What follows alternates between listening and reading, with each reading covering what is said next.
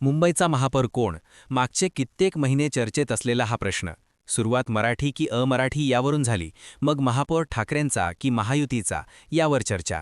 नमस्कार, मी अमर आणि तुम्ही पाहतायत कनेक्ट महाराष्ट्र लाईव्ह. आल्या निकाल लागल्यावर प्रश्न कायम राहिला, पण चर्चांनी टर्न घेतला. महापौर भाजपचा की शिंदेंचा? मग आरक्षण पडलं आणि कुठली महिला नगरसेविका मुंबईची महापौर होणार याबद्दलचे अंदाज बांधले जाऊ लागले.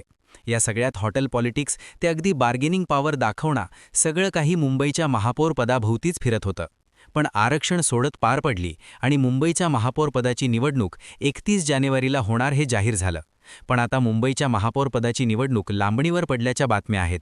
पण मुख्यमंत्री देवेंद्र फडणवीस दावोसच्या दौऱ्यावरून आले की निवडणूक होईल या पद्धतीने 31 जानेवारीचं नियोजन केलेलं असतानाही, तारीख जाहीर झालेली असतानाही महापौर पदाची निवडणूक लांबणीवर का पडली?